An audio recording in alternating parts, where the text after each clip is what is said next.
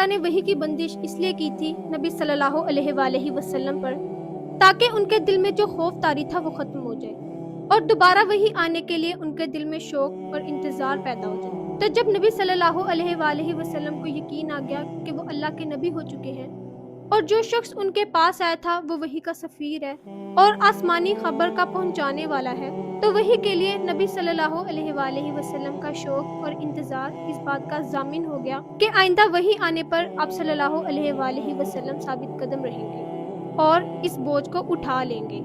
तो इस तरह हज़रत जिब्राइल अलैहिस्सलाम दोबारा तशरीफ लाए। वही के बाद नबी सल्लल्लाहु अलैहि वसल्लम ने सबसे पहले उन लोगों को दीन की दावत दी जो आप सल्लल्लाहु अलैहि वसल्लम के सबसे करीबी थे, यानी आप सल्लल्लाहु अलैहि वसल्लम के दोस्त और आप सल्लल्लाहु अलैहि वसल्लम के रिश्तेदार, जिनमें आप सल्लल्लाहु अलैहि वसल्लम की बीवी हज़रत खदीजा रज़ियल्लाहु ताला अन्हा, आपके आज़ाद किरदा गुलाम हज़रत ज़ैद बिन हारिसा रज़ियल्लाहु ताला अन्हु, हज़रत अली रज़ियल्लाहु ताला अन्हु जो आपके ज़ेरे कुफालत अभी बच्चे थे, और आपके यार गार हज़रत अबू बकर सिद्दीक रज़ियल्लाहु ताला अन्हु शामिल थे।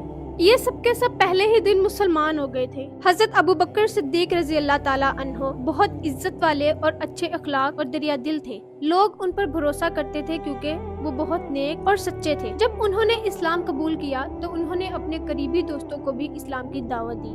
उनकी बात को लोग बहुत अहमियत देते थे, इसलिए उनकी बातों पर काफी लोगों ने इस्लाम कबूल किया। उनके दोस्तों में से उस्मान रज़ियल्लाहु ताला अन्हु, जुबैर रज़ियल्लाहु ताला अन्हु, तलहा रज़ियल्लाहु ताला अन्हु, अब्दुर्रहमान बिन औफ रज़ियल्लाहु ताला अन्हु, साद बिन अबी वक्कास रज़ियल्लाहु ताला अन्हु और उबैदा बिन जराह रज़ियल्लाहु ताला अन्हु भी शामिल थे, जो बाद में इस्लाम के बहुत बड़े सिपाही और अशरा मुबशरा बने। आहिस्ता आहिस्ता मर्दों के साथ औरतें भी इस्लाम कबूल करने लग गईं, यहाँ तक के मक्का में इस्लाम का जिक्र फैल गया और लोगों में इस्लाम मशहूर हो गया। लेकिन अभी तक रसूलुल्लाह सल्लल्लाहु अलैहि वसल्लम सभी को छुपकर ही इस्लाम की तबलीग दे रहे थे और लोग भी छुप छुपा कर मुसलमान हो रहे थे। जब सूरह मुद्दस्सिर के पहली चंद आयात नाजिल हो गई तो तब भी अल्लाह ताला की तरफ से वही आने का सिलसिला ना रुका, बल्कि वो बहुत तेजी से और लगातार जारी रहा। उस जमाने में जो कुरानी आयात नाजिल हो रही थी वो छोटी छोटी हुआ करती थी। इसके साथ नमाज का हुक्म भी दे दिया गया।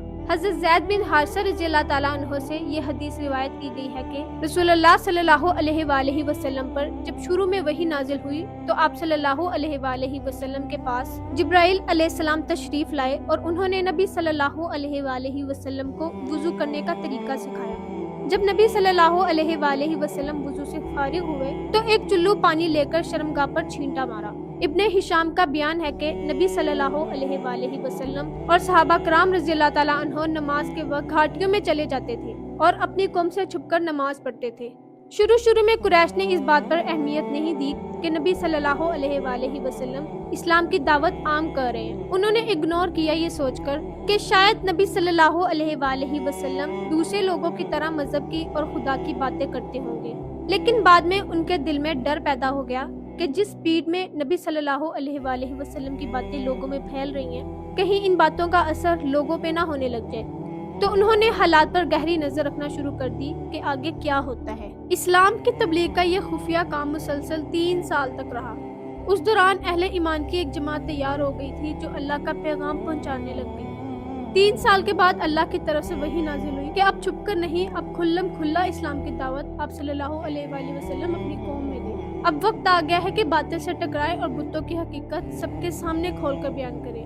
अल्लाह ताला ने सबसे पहले नबी सल्लल्लाहु अलैहि वसल्लम को ये हुक्म दिया कि आप अपने नजदीक तरीन रिश्तेदारों को अल्लाह के अजाब से डराइए, यानी कि अब छुपकर तबलीग का दौर खत्म हुआ। अब अपने खानदान और करीबी लोगों को खुलकर इस्लाम की दावत दी। अल्लाह ताला ने सूरह शुरा में हज़रत मूसा अलैहिस्सलाम और फ़िरौन के किस्से को बहुत तफसील से बयान किया है। इसकी एक खास वजह यह है कि अल्लाह ताला ने नबी सल्लल्लाहु अलैहि वसल्लम और सहाबा कराम रज़ियल्लाहु ताला अन्हुम को पहले से ही समझाना चाहते थे कि जब आप खुलकर हक की बात करेंगे तो लोग आपको झुटलाएंगे और आप पर जुल्म करेंगे, बिल्कुल वैसे ही जैसे फिरौन ने मूसा अलैहिस्सलाम पर किया था। इसलिए आप पहले से ही ज़हनी तौर पर तैयार रहें। साथ ही इस सूरत में पुरानी कौमों जैसे कौम नूह, कौम आद और कौम समूद का जिक्र भी किया है, जिन्होंने अपने नबियों की बात नहीं मानी थी और तबाह हो गए थे। तो अल्लाह ताला ने मक्का वालों को ये एक वार्निंग दी थी कि अगर उन्होंने भी मोहम्मद सल्लल्लाहु अलैहि वसल्लम को झुटलाया तो उनका अंजाम भी वैसा हो सकता है। اس آیت کے نازل ہونے کے بعد نبی صلی اللہ علیہ وآلہ وسلم نے پہلا کام یہ کیا کہ بنی ہاشم کو جمع کیا اور اس کے ساتھ بنی مطلب کے لوگ بھی شامل تھے۔ اس مجلس میں کل 45 لوگ شامل تھے۔ ابھی بات شروع ہی ہو رہی تھی کہ ابو لہب فوراً بولا، دیکھو یہ سب تمہارے اپنے ہیں، تم بات کرو لیکن یہ نادانی چھوڑ دو، یعنی کہ وہ نعوذ باللہ اسلام کی تبلیغ کو نادانی کہہ رہا تھا۔ اس نے نبی صلی اللہ علیہ وآلہ وسلم کو ڈراتے ہوئے کہا کہ یہ بات سمجھ لو کہ تمہارا خاندان بہت چھوٹا ہے، یہ پورے عرب سے لڑنے یا مقابلے کرنے کی طاقت نہیں رکھتا، اور میں سب سے زیادہ حقدار ہوں کہ تمہیں پکڑ لوں، اس لیے بہتر ہے کہ گھر والے ہی تمہیں روک لیں، اور اگر تم اپنی بات پر قائم رہے تو قریش کے سارے قبائل کے لیے یہ بہت آسان ہوگا کہ وہ تم پر ٹوٹ پڑے اور عرب کے لوگ بھی ان میں شامل ہو جائیں، اور میرا نہیں خیال کہ کوئی شخص اپنے باقی خانوادے کے لیے تم سے بڑھ کر شر اور تباہی کا باعث بنے گا۔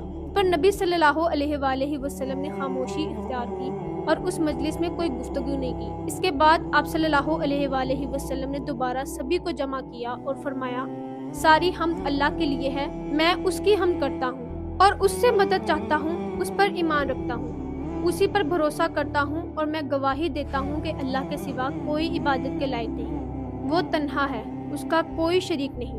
پھر آپ صلی اللہ علیہ وآلہ وسلم نے فرمایا کہ رہنما اپنے گھر والوں سے جھوٹ نہیں بول سکتا، اس خدا کی قسم جس کے سوا کوئی معبود نہیں، میں تمہاری طرف اللہ کا رسول بن کر آیا ہوں، باخدا تم لوگ اسی طرح مرو گے جیسے سو جاتے ہو، اور اسی طرح اٹھائے جاؤ گے جیسے جاگ جاتے ہو، پھر تمہارا حساب کتاب ہوگا جو ہمیشہ کی جنت یا ہمیشہ کی جہنم پر ختم ہوگا۔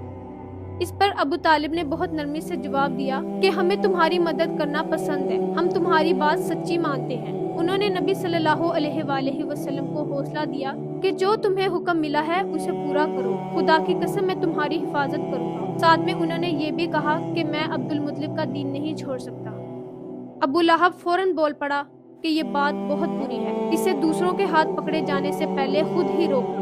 لیکن ابو طالب نے کہا، خدا کی قسم جب تک جان ہے ہم ان کی حفاظت کرتے رہیں گے۔ جب نبی صلی اللہ علیہ وآلہ وسلم کو تسلی مل گئی کہ ابو طالب ان کا ساتھ دیں گے تو آپ صلی اللہ علیہ وآلہ وسلم ایک دن صفا کی پہاڑی پر چڑھ گئے اور یا صباحا یعنی خبردار ہو جاؤ کا نعرہ لگایا۔ یہ سن کر قریش کے لوگ اپنا سب کام کاروبار چھوڑ کر نبی صلی اللہ علیہ وآلہ وسلم کی آواز کی طرف دوڑنے لگے اور آپ صلی اللہ علیہ وآلہ وسلم کے پاس جمع ہو گئے۔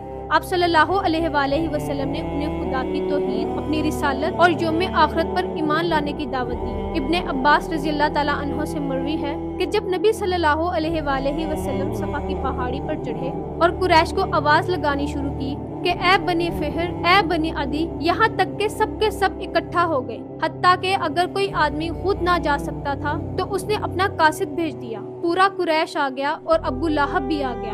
اس کے بعد نبی صلی اللہ علیہ وآلہ وسلم نے فرمایا، تم لوگ یہ بتاؤ کہ اگر میں خبر دوں کہ اس پہاڑ کے پیچھے سے ایک لشکر تم پر حملہ کرنے والا ہے تو کیا تم لوگ یقین کرو گے؟ سب نے کہا ہاں، بے شک ہم نے آج تک آپ کو سچا ہی پایا ہے۔ یعنی سب نے مانا کہ آپ صلی اللہ علیہ وآلہ وسلم صادق اور امین ہیں۔ اچھا تو میں تمہیں ایک سخت عذاب سے پہلے خبردار کرنے کے لیے بھیجا گیا ہوں۔ یہ سن کر ابو لہب غصے میں آ گیا اور بولا کہ تو برباد ہو، کیا تو نے ہمیں اس لیے جمع کیا تھا؟ اس پر اللہ تعالیٰ نے سورہ لہب نازل فرمائی جس میں بیان کیا گیا کہ ابو لہب کے دونوں ہاتھ ٹوٹ جائیں اور وہ خود برباد ہو۔ حضرت ابو ہریرہ رضی اللہ تعالیٰ عنہ سے روایت ہے کہ جب رسول اللہ صلی اللہ علیہ وآلہ وسلم نے پکار لگائی تو وہ پکار خاص بھی تھی اور عام بھی تھی۔ آپ صلی اللہ علیہ وآلہ وسلم نے کہا، اے قریش، اپنے آپ کو جہنم سے بچاؤ، اے بنی کعب، اپنے آپ کو جہنم سے بچاؤ، اے محمد کی بیٹی فاطمہ، اپنے آپ کو جہنم سے بچاؤ۔ یہاں تک کہ آپ صلی اللہ علیہ وآلہ وسلم نے اپنی پھوپھی کا نام لے کر بھی یہی فرمایا کہ اپنے آپ کو جہنم سے بچاؤ، کیونکہ میں تم لوگوں کو اللہ کی گرفت سے نہیں بچا سکتا، میں تمہارے کسی کام نہیں آؤں گا اس معاملے میں۔ بے شک تم لوگوں سے میرا تعلق ہے اور میں اس کو اچھے سے نبھانے کی کوشش کروں گا۔